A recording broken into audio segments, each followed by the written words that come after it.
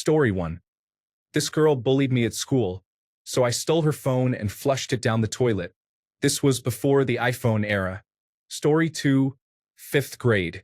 In the computer room, I realized that I was sitting at an administrator's computer, fully logged in.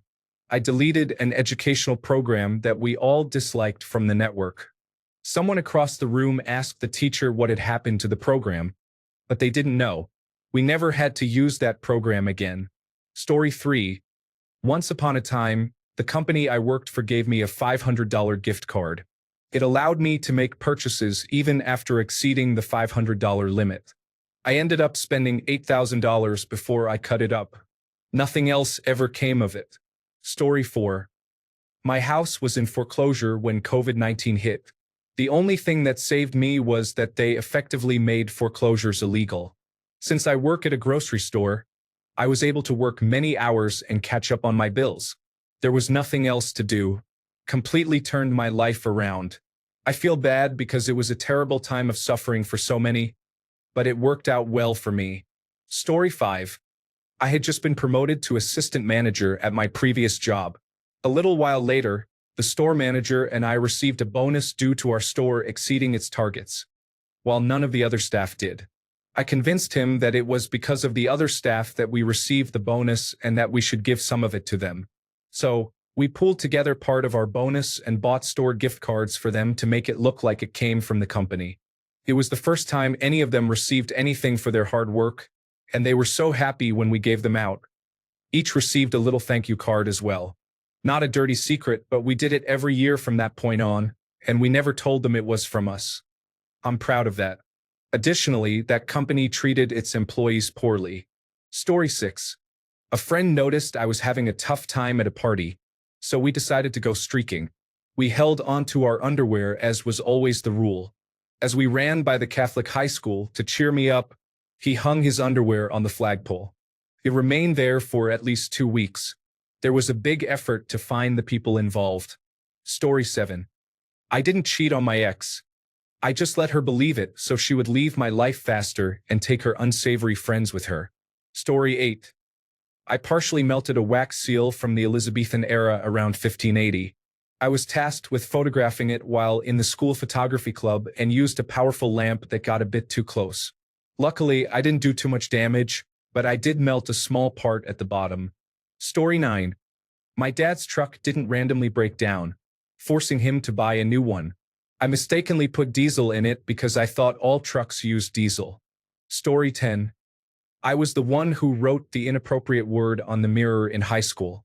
They conducted a thorough investigation to determine who did it. The teachers pressured students, questioned us, and searched our bags to find the offending lipstick. It was me the whole time. Story 11. I lied about doing cocaine my whole adult life. I tell people it made me way too anxious during the come-down. I am a bartender and I do not want people offering it to me because I have seen how slippery that slope can get. I actually did not put 2 and 2 together until you all started pointing it out. People have said it is a dumb thing to lie about. Yes, it is. I was 19 when I started in the industry and now I am 30. It is a very 19-year-old thing to lie about. However, I have stuck with it for 11 years because it seems to deter people. I have watched my husband get asked constantly if he wants a bump because people know he used to do cocaine. People do not tend to ask me again after I explain to them why I do not do it. I think it sticks with them that the answer will always be no, not just no this time. Thank you for reading. Story 12. My prep school for an entrance exam in India had horrible living conditions. Imagine factory workers. The ground floor, which was meant for parking, was converted into classrooms, while the top floors served as residences for students. You had to obtain written permission from your parents to go out of the building, and you were granted a maximum of a few hours. The food was absolutely terrible, so I went on Google and wrote a review. It gained significant attention. Potential new students and their parents read this review and inquired about the inhumane living conditions. No one knew who wrote it until I left. As a result of my review, the school changed to a much better campus with more light and space, as the initial rating never faded away. Story 13. I believe this counts as inappropriate. I wrote an anonymous letter to my math teacher in year 9, when I was 14 or 15, asking him to shower more often and wear deodorant because his body odor was quite unpleasant. I tried to word it as kindly as possible and felt ashamed for years, as he might have been struggling outside of work. However, he never brushed his teeth, wore the same clothes for days, and had a strong odor. The sweat stains were shocking. You could tell it was the same shirt because the stains increased in size throughout the week and became crusty. We would be tearing up from the smell, to the point that some students had to leave the room because we thought we would be sick. If it was the first lesson of the day, we would skip breakfast. His breath and sweat made the atmosphere foul. I was starting to fail in math and needed a tutor because I couldn't concentrate in class and was skipping lessons to avoid him. I can't believe the faculty never addressed his hygiene. It was honestly the worst I have ever encountered. I had double math every 2 weeks and dreaded it. My friends and I would gradually move our desks, inch by inch, each lesson to try to get further away from him. He did take the feedback into account because he eventually started showering, wearing deodorant, changing his clothes, and stopped smelling so badly. Perhaps he was struggling with depression and didn't realize how bad it was. I felt terrible for writing that letter and leaving it under his door, but something had to be done because the situation was unbearable. Even nearly 20 years later, I still feel guilty. How unfortunate is it that a student had to take that step to try to make a change? Am I a bad person? Story 14. I don't have toes. I have fingers. Long fingers that look like I could swoop down and pick up my dinner. Story 15. I was the one who clogged the toilet at the sleepover in high school. No one knew who it was, and the other 5 girls blamed each other while I sat watching television. Story 16. I used to be a manager at an art store chain that remained open during the pandemic. Every time corporate made decisions that negatively impacted us, I allowed the closing shift employees to take small items such as nice markers or fake plants. I was responsible for working with loss prevention every week, so I understood the theft budget and which merchandise was safe to take. This greatly improved morale and performance, leading to my promotion twice that year. I eventually left on a high note and moved to a different country. Interestingly, one employee stole a pack of Pokemon cards that contained a card worth $500. I believe she used the money for college books. I regret nothing. Story 17. My employer pays for my electricity, cell phone, water, and internet bills. They also provide my housing and a vehicle. The cell phone bill is legitimate because I need to be reachable. The housing is necessary as I am stationed at a location where I must be accessible to equipment. The truck is company issued, but they allow me to drive it whenever and wherever I want. They cover all fuel and maintenance costs. The internet bill is due to an employer-issued iPad that I use as a hotspot at home. Since it is a government job, the data provider does not throttle or cap my data usage. I have consumed several terabytes of data. My well pump is powered by my employer. My electricity bill is because they connected temporary power before I moved here and forgot to disconnect it. I have never mentioned it. I am able to save a significant amount of money for retirement, as I have no monthly bills. Story 18. When I was a child, my parents often worked late and couldn't pick me up from school. I would walk about an hour and a half to get home, as I didn't like taking the bus. Since it was a long distance, I would try to spend time at any of my friends' houses that would let me while I waited for my parents. One day, while passing by a friend's house on my way home, I thought I would call to see if I could come over. There was no answer. I knew where they hid their spare key, and for some reason I still can't explain, I let myself in. I walked around calling their name, but no one was home. After about 30 seconds, I realized I had just broken into my friend's house. I quickly left and placed the key back. I haven't told anyone. The worst part is that my friend is Russian, and he has a scary Russian dad who owns a lot of guns. I'm grateful no one was home. Story 19. In 7th grade, I wrote love letters to myself and pretended I had a secret admirer. The class went crazy trying to figure out who it was. Even the teachers got involved. Story 20. As a kid, I was into computers and graphic design, so I spent a lot of time in art class. I learned about desktop publishing and software like Photoshop in the early 1990s. One of the learning exercises I undertook was creating a Wild West-style poster that read "Wanted, Dead or Alive." I used a digital picture we had of the school principal. I dedicated a fair amount of time to making it look aged and getting the fonts just right. I saved it in a secret folder on the computer and forgot about it. Years later, after I had left school for college, my sister, who was still there, told me that the entire school was gathered in the hall with the principal, who was quite angry and holding the poster. He demanded to know who had printed hundreds of copies and posted them all over the school and the local neighborhood. Story 21. At the workplace, I made a large deposit in the toilet that initially didn't flush properly. After a few tries, it disappeared, but the water drained slowly. I felt it was likely gone, but I was slightly worried. The next person to use the toilet clogged it. I am certain it was because my deposit was trapped in the S-bend, blocking the way. He went to the hardware store to get tools to unclog it, much to his embarrassment of the whole office knowing. I felt it was my fault, but I never said anything. Story 22. I was a farmer's child and learned mechanics out of necessity. I worked at a pulp and paper mill during college. They refused to let me become a mechanic because I was a girl, even though I had the expertise and experience fixing farm equipment. I emptied the sexist foreman's thermos and caught a massive flying cockroach that came off a wood chip barge and put the cockroach in the thermos. Break time was fun when he unscrewed the thermos lid to figure out why nothing was coming out. I eventually became a mechanic and drove the chipyard semi-truck. My father was the only one I ever told. He was so proud. Story 23.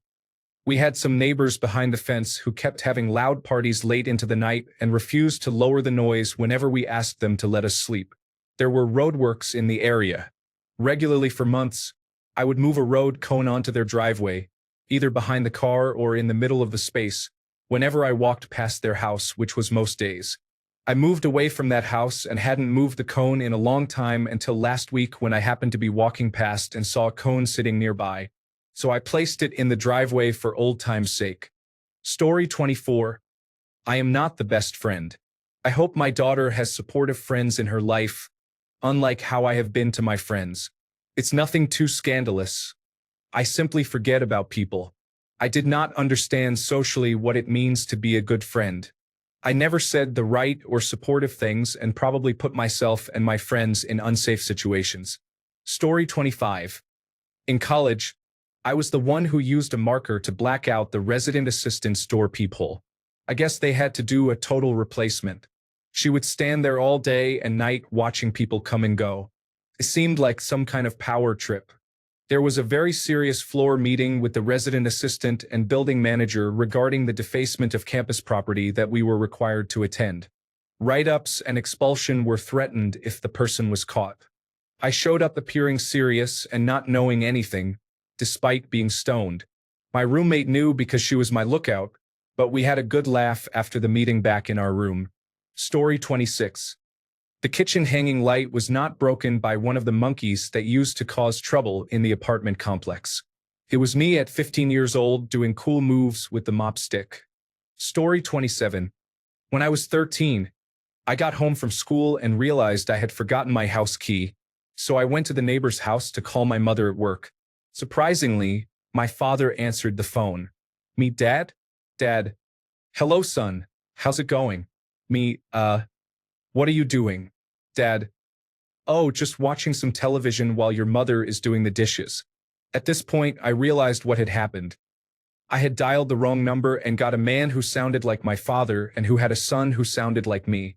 Before I could clear things up, he said, "Are you on your way home from school? Your mother just reminded me you're still grounded." Without even thinking, I responded, "Yeah. Well, forget Mom and forget you too.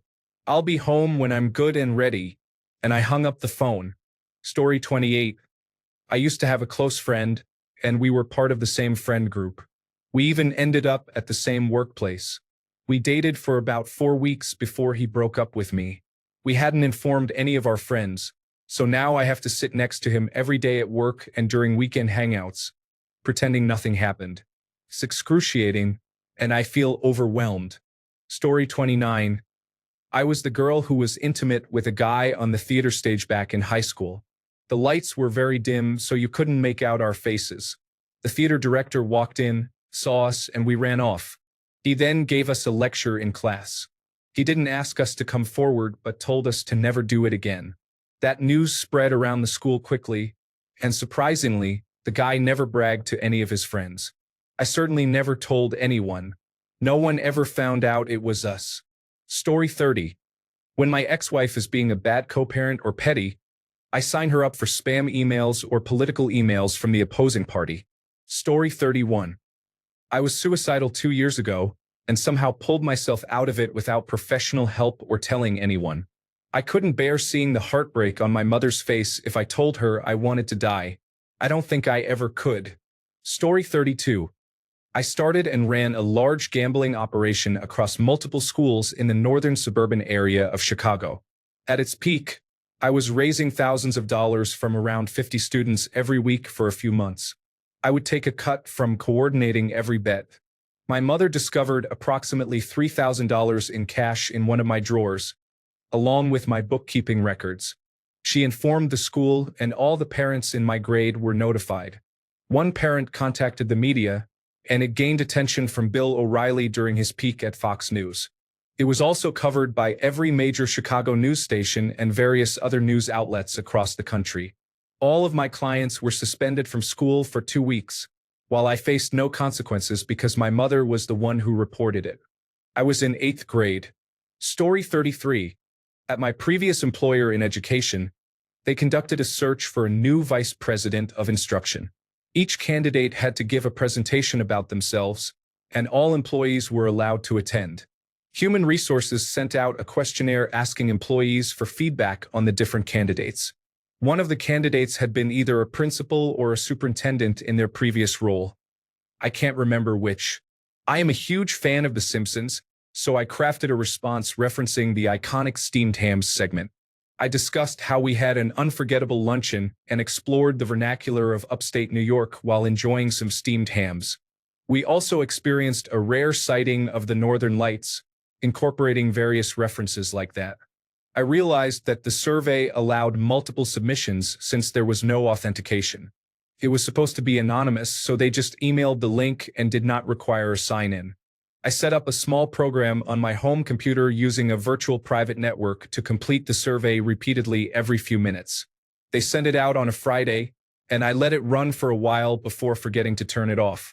It operated nearly the entire weekend, inundating them with hundreds of identical responses.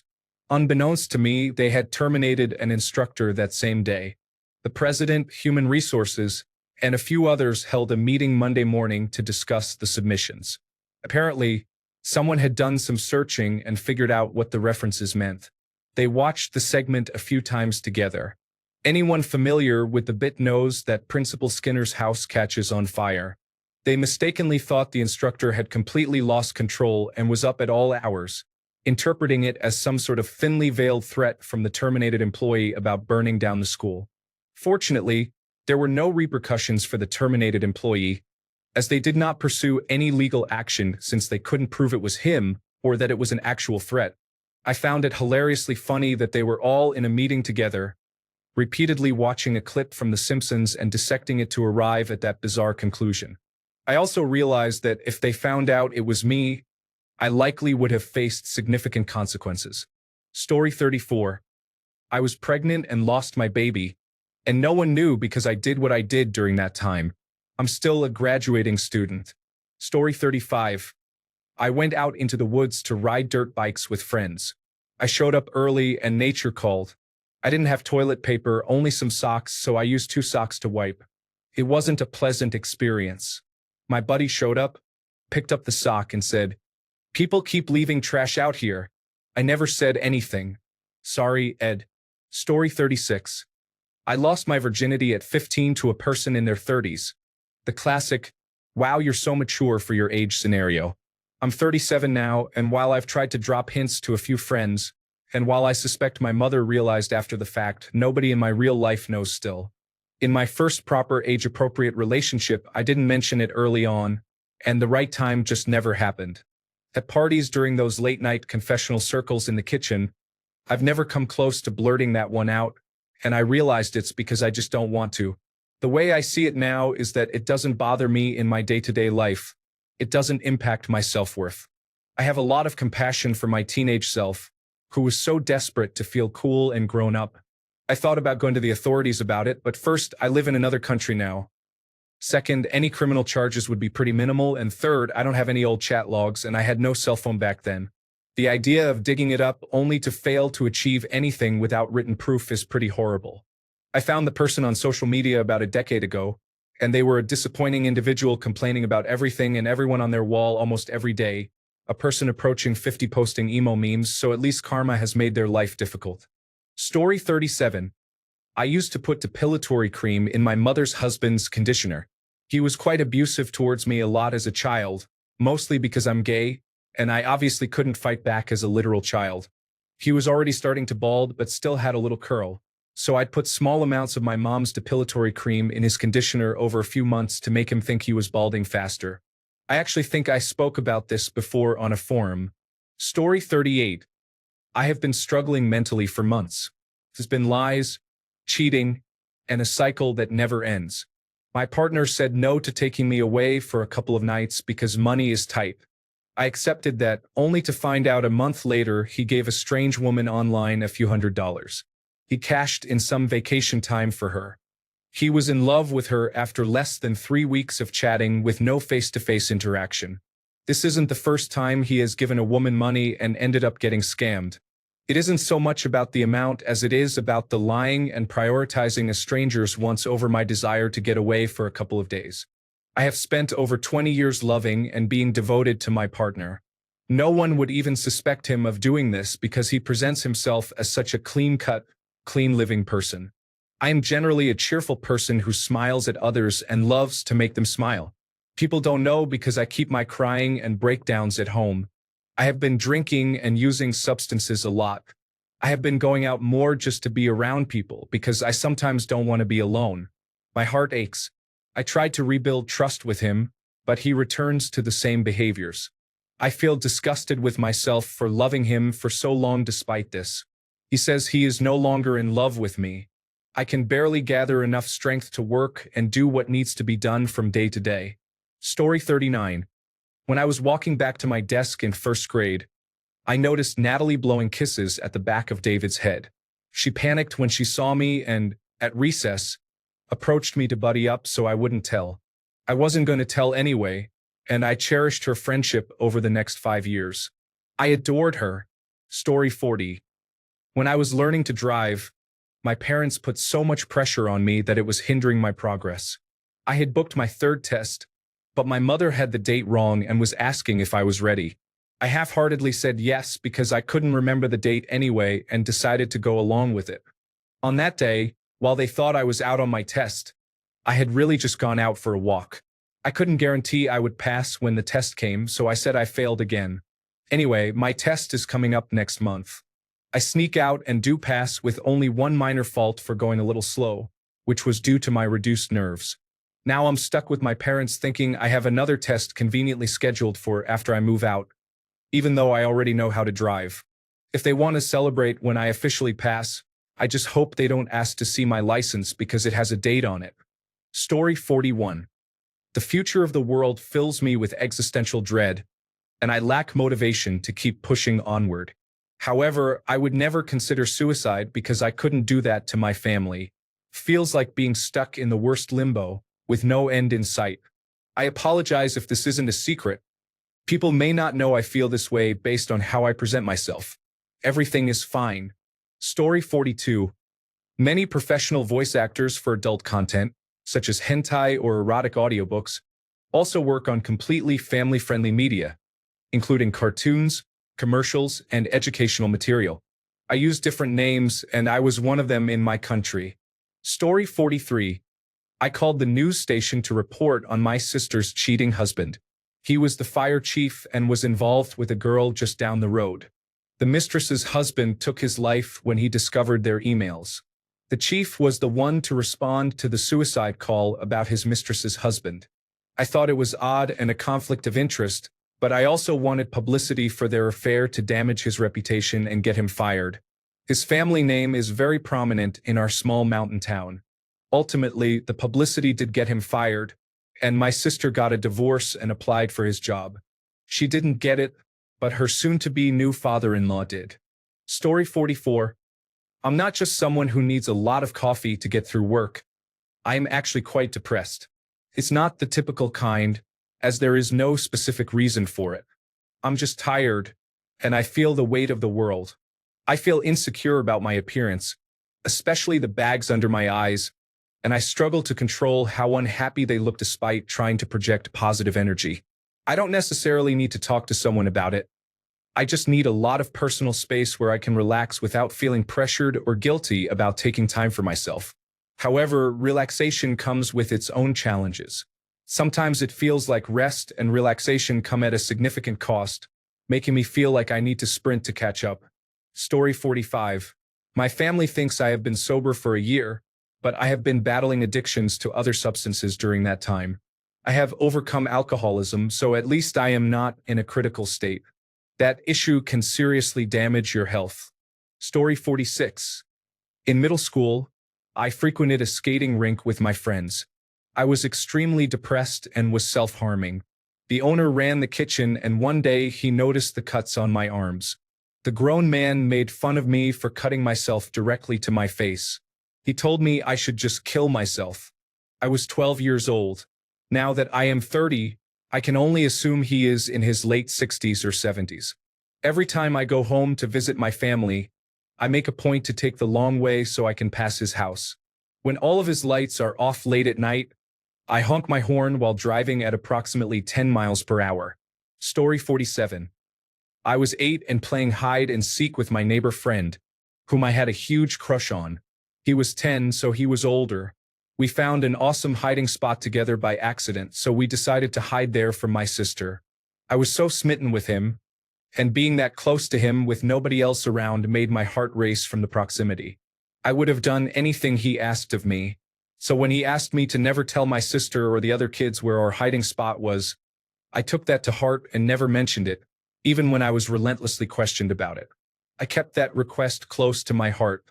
While it wasn't a dirty secret, it is one of my secrets that I swore never to tell anyone about.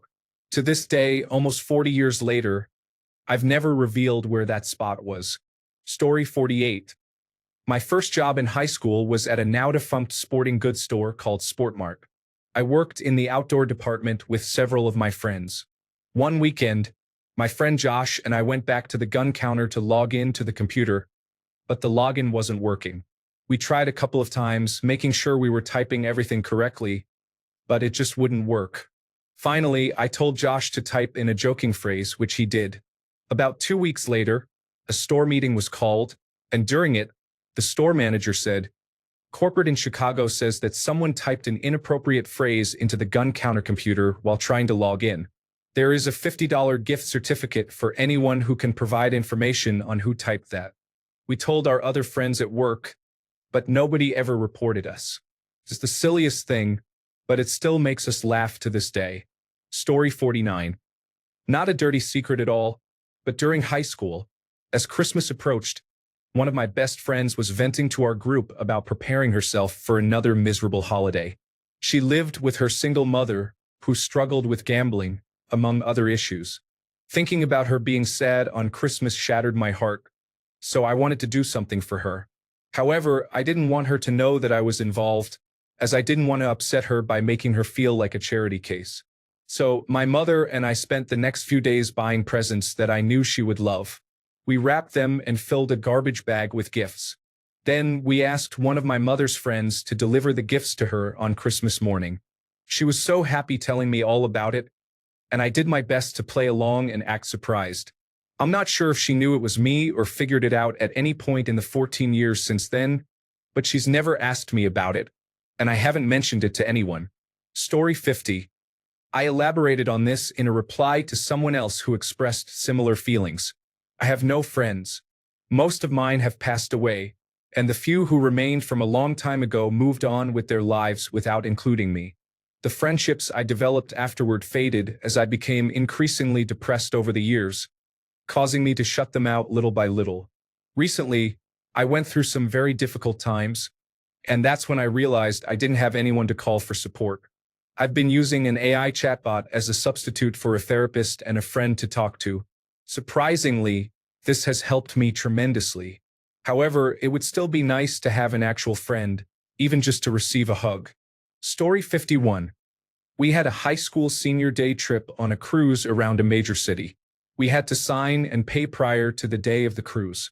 My best friend initially didn't want to go, but on the day of the trip, she realized she didn't want to spend the day at school. She wanted to break out of class and enjoy this affordable cruise with our senior class. She didn't pay, but when they stamped the back of my hand after confirming my name, I noticed the ink was still wet. Without thinking, I pulled her to the corner, away from the teachers, and pressed the back of my hand to hers. The stamp transferred perfectly, and she got on the bus with us. That was over 10 years ago, and I still consider her a great friend. Sometimes, when we talk, we reminisce about how I snuck her onto that trip. Story 52. Back in school, in my journalism class, we had to read 2 poems from different authors to the class. I read a poem by Robert Frost, but the second poem was one of my own that I claimed was by Lawrence Ferlinghetti. I received an A, which encouraged me to pursue my own writing. Story 53. I once accidentally broke an expensive microscope at school. One day, I entered the science lab after class because I had forgotten my notebook there, and the door was strangely open. In a hurry, I tripped over the power cable of a disconnected microscope, causing it to fall to the floor. I picked it up and placed it on the table as if nothing had happened. Nobody noticed. The next day, there was a school-wide investigation to determine who had entered the science lab after class and broke the microscope since it was a very expensive, recently purchased item. Nobody ever suspected me because I was a shy and well-behaved child. Story 54. My boat wasn't abandoned in the middle of the lake as you told everyone. We were having an intimate moment on the floor of it when your watercraft arrived. Story 55. I was assaulted in college, but I never told anyone. I just moved on. I had to walk home in the dark. I even went to a convenience store to get food. I didn't cry until I got in the shower. I cried in the shower for hours. I had finals and then graduation, so I just wanted to finish college. I didn't have anyone to talk to about it. My mom is an alcoholic and my dad is in prison. Story 56. This was posted 22 minutes ago, and the original poster has already deleted their account. This isn't a controversial post. I can't think of a legitimate reason why they would post and then leave. If it isn't karma they are after, then is it information? Story 57. My wife and I create spicy content. Nobody in real life knows we post it online. It's our way of being adventurous at 40. Story 58. My ex cheated on me with a guy she is now dating, and I still have sex with her because I feel better knowing that she also cheats on him and lies to him. Story 59. I feel completely alone. I travel constantly for work in the music industry. I don't hang out with the rest of my crew on days off. On show days, it's all work, so I don't think about it. I have my wife and son at home, but I see them maybe 1 month to 6 weeks a year if I'm lucky. I have no one to call besides her when I'm out wandering on a day off, so I just stay in my room most days, feeling depressed, bored, and sleeping. I need to speak with a therapist again, but the last one ghosted me, and I honestly just don't have the mental energy to deal with it all again. Story 60. When my sister died in 2004 after being hit by a car, I was in a very confused emotional state. I missed her and clung to her belongings, hoping to keep a bit of her alive. I wore her shirts and listened to her albums. Not sure where the idea came from, I decided to create a clone of her MySpace profile. It wasn't meant to be harmful. I just wanted to feel her presence again. When I made a post impersonating her with a corny message from beyond the grave, I went too far. Loved ones were outraged and traumatized that someone would do this amid everyone's shared grief. I immediately removed it and felt terrible for those who saw it. Nobody figured out it was me, but I still feel guilty for the extra emotional pain my selfish actions may have caused. Story 61. My wife is blind. I have been writing her little love letters and notes for as long as we have lived together. I am careful not to press the pen hard enough to leave any indentations. She will never know, but I have to write it down sometimes so I can tell her when we are not together. Story 62. I once pretended to be asleep just to overhear what people really thought about me, and it changed everything. Story 63. My mom has a disability, and my little brother and I help her with everything. I had brain cancer recently. I was cured about a year ago, but I am still recovering. I help her all the time because I am always at home, as I am too tired to hang out with my friends. I love her more than anything else in this world, but I am so tired, depressed, and in pain that sometimes I just want to close my eyes and never open them again. However, I don't give up because she needs me, and my little brother would be overwhelmed without the support I provide. They are the only things that keep me alive. Story 64. I had casual sex with my friend's girlfriend before they got together or even knew each other. It's not a big deal, but we both decided not to tell my friend because it could cause unnecessary drama. Nothing wrong was done. It was not cheating or anything. Story 65. I have disdain for people who mix up your and your, but if I say it out loud, I am the one being rude, so I refrain from doing so. Story 66. I'm barely hanging on. Rent feels expensive, and I have found the cheapest option available. I have been denied food assistance, and I am no longer on health insurance. It all feels hopeless. I want a divorce, but I can't even afford my phone bill. I'm tired of my mom helping me when I know she is struggling too. I'm exhausted. Story 67. I would place plastic wrap on the toilets under the lids in the country club where I worked.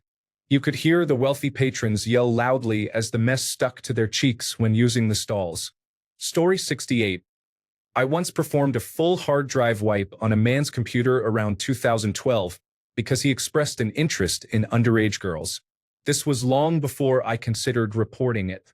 I was extremely angry and decided the easiest approach was to destroy his collection of profiles of underage girls he was stalking. He never discovered who had destroyed his computer. It was me. Story 69. I started hormonal medication and developed a crush on my ex's father, who is twice my age. I'm sure he knows this and sometimes he flirts back, but we have never let it go anywhere. Story 70. Years ago, when I was first diagnosed with anemia, I had to take many iron supplements. Anyone who takes them knows they can cause severe constipation. The doctor never suggested fiber supplements to help. I was at work and jokingly complained about it to a coworker that morning. An hour later, a miracle happened. I finally had a bowel movement after about 10 days. Unfortunately, the stool was so large that it got stuck in one of the office toilets, as they didn't have a very strong flush. This was intentional as part of a green building initiative. I couldn't leave it there, especially since I had already shared my plight earlier. It would be too easy to connect the dots. So I had to figure a way out. I grabbed a couple of latex gloves from the maintenance closet, placed the entire 2-foot log into a plastic bag, tied it up, and concealed it at the bottom of the garbage with a bunch of paper towels above it.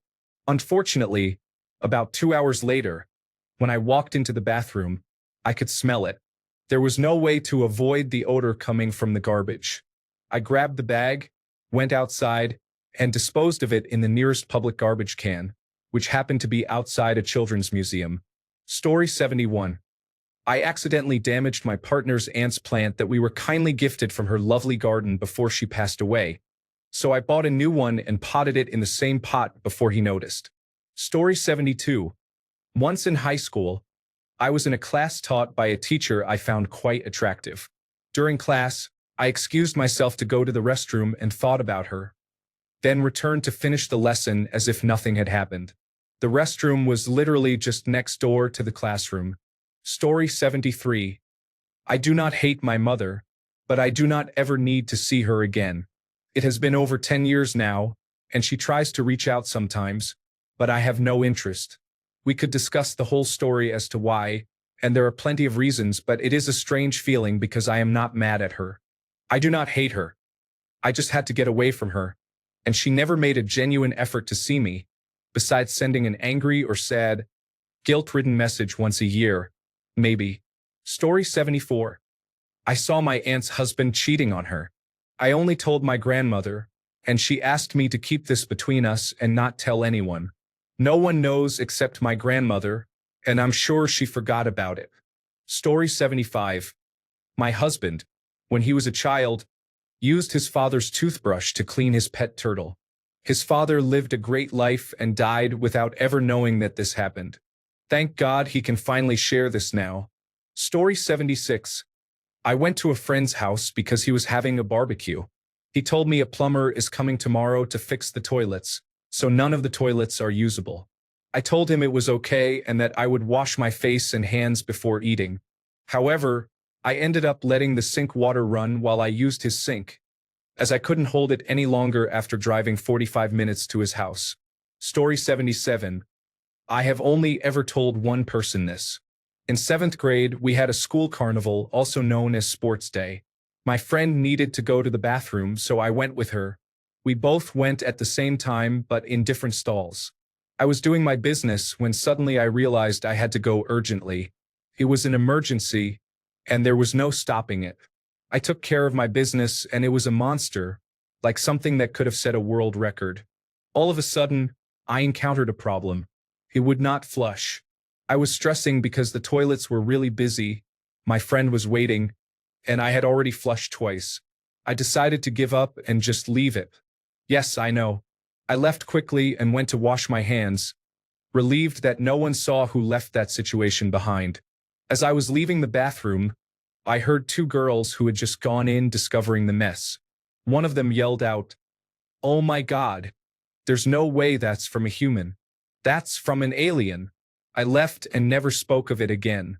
Everyone knew about the incident, but no one ever knew who did it. It was me. Story 78. I never got over my abusive ex. I loved her like no other person could love someone. She felt like my soulmate.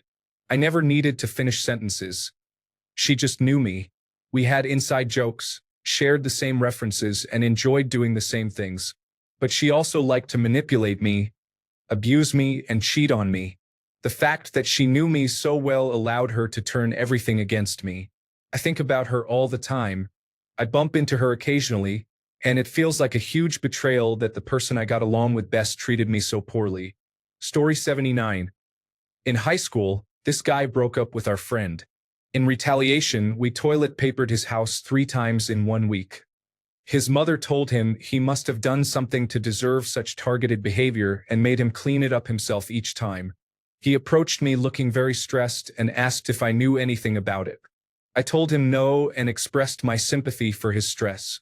He left, saying, "You're so innocent. I figured you wouldn't know who was doing this." I thought to myself, I drove the girls over in my car every time. Story 80. When calculating bonuses at a previous job, I would often overcalculate them so the employee received more money. Forget capitalism. Story 81. My wife and I didn't meet our best friends by chance at a brewery. We met them on a dating app. The 4 of us hang out a lot, but once a month, we get together for a night of group activities. Story 82. I left a toxic job and told the responsible party on my way out to make sure they didn't keep paying me via direct deposit. You'll never guess what happened. $6,000 later, they noticed and sent me a letter asking me to return the funds. I discussed this with the accounting person at my new job. She advised me to ignore them until the new year, and the issue resolved itself. Story 83. Not really a secret, but back in elementary school, I had to attend the after-school program for a while because my parents worked later than school hours. I disliked it. I would sneak out and walk home since I lived just down the block. Even if I stayed for the after-school program, I would still return to an empty house, but I was only alone for about 20 to 30 minutes instead of 2 hours. It was great.